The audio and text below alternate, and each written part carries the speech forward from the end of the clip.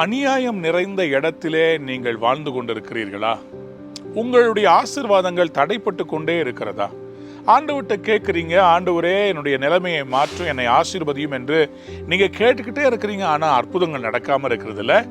இன்னைக்கு ஆண்டவர் உங்களுக்கு ஒரு நல்ல ஆலோசனையை கொடுக்க போறார். நல்லா கவனிங்க. யாக்கோபு தன்னுடைய வீட்டிலிருந்து தப்பித்து ஓடி போய் லாபான் என்கிற தன்னுடைய மாமனார்கிட்ட 14 வருடங்களாக அவர் வேலை செய்கிறார். அவருடைய மாமனாரு யாக்கோபு வந்ததினாலே ஆசீர்வாதம் அடைகிறார். ஆனால் அவர் நினைக்கிறாரு, என் கூட இருக்கிறதுனால தான் யாக்கோபுக்கு ஆசீர்வாதம்.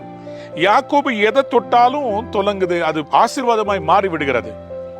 ஆனா லாபான் என்ன பண்றாரு? 10 முறை அவர் சம்பளத்தை மாத்துறார், டார்கெட்டை ரைஸ் பண்ணிக்கிட்டே இருக்கிறார்.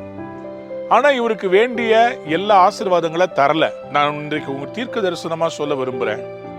10 இயர்ஸா நீங்க டாயில் பண்ணி உங்களுக்கு இன்னும் ஒரு சரியான ரெகக்னிஷன் கிடைக்காம அந்த அலுவலகத்திலேயே நீங்க சிக்கி கொண்டிருக்கிறீங்க. கர்த்தர் இன்னைக்கு உங்களை பார்த்து சொல்றாரு, நான் உனக்கு தரிசனமான அந்த பெத்தேலுக்கு போ, அதே இடத்துல நான் உன்னை ஆசீர்வதிப்பேன்.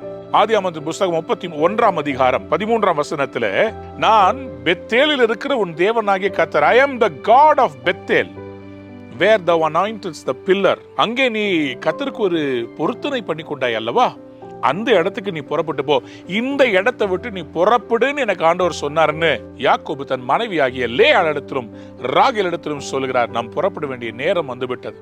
ஆம் பிரியமானவர்களே, இன்னைக்கு ஆண்டவர் உங்களுக்குன்னு வாக்கு பண்ணின அந்த இடத்துக்கு நீங்க போக வேண்டிய டைம் வந்துருச்சு. Don't be stuck where you are not recognise. ஆண்டவர் இன்னைக்கு உங்களை பார்த்து சொல்றாரு, நான் உனக்காக வைத்திருக்கிற அந்த பூமியை நான் உனக்கு தருவேன், நீ எழுந்து பெத்தேலுக்கு போ என்று ஆண்டவர் இன்னைக்கு உங்களுக்கு சொல்றார். The Lord says, arise, go to Bethel where I appeared to you. இன்னைக்கு கர்த்தர் உங்களையும் பார்த்து சொல்றார், நான் உனக்கு தரிசனம் அந்த இடத்துக்கு போ, உன்னை பெரிய ஜாதியாக்குவேன். Today is a new beginning. தயவு செய்து உட்கார்ந்து அழுதுகிட்டு புலம்பிட்டு இருக்காதீங்க. கர்த்தர் புதிய ஆரம்பத்தை தருகிறார். Bethel is calling you. Bethel உங்களை அழைக்கிறது. God bless you. Have a wonderful day.